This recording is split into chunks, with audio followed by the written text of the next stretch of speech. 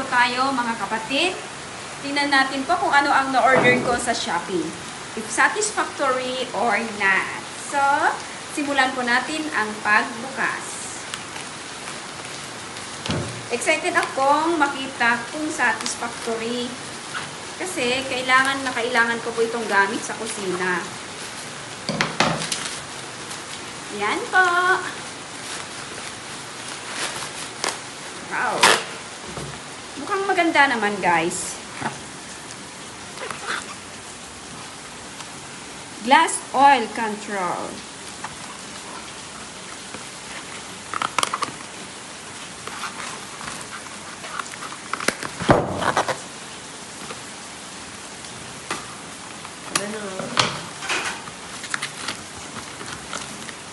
Tentang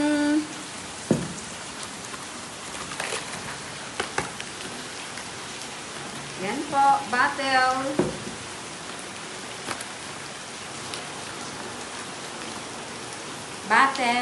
Tapos vinegar, vinegar. Yan. Dapat vinegar, Amin? Yung pinili? Vinegar. Ito ang mali guys na delivery po. Kasi ang order ko is soy sauce, vinegar, and then patis. Ano po ang pumasok? Vinegar na 2 at isang soy sauce. Pero okay naman yun guys. Hindi naman masyadong nakakasira ng mood kasi magagamit pa rin. Ganun daw. Okay.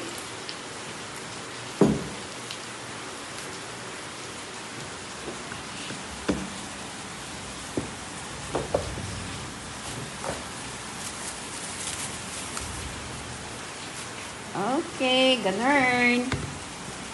Yan po.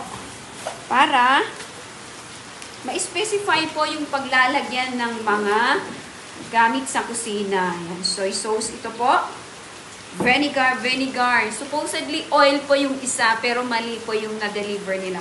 Pero okay pa rin naman. Filipino tayo, adjustable. Okay, thank you guys. At simulan din natin ang pag-unboxing sa isang order ko na ano kaya? Hulaan po natin. Hula-hula. Kung sinong manalo, may 50 Gcash po. Okay.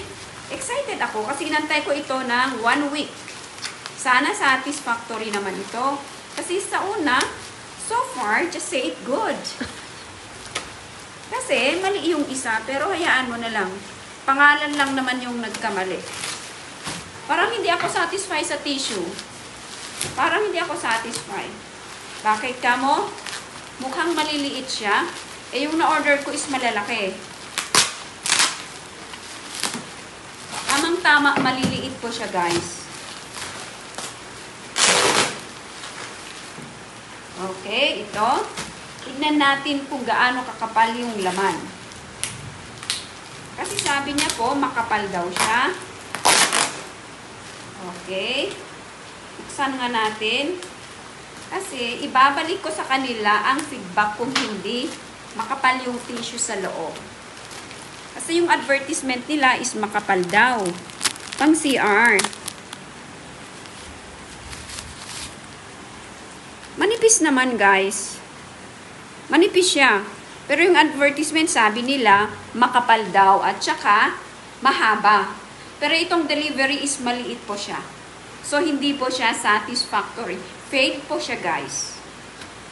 So, pag kayo po ay mag-order, kailangan po talagang i-check natin. Hindi katulad ko. Nag-order nga ako, may puro palpak.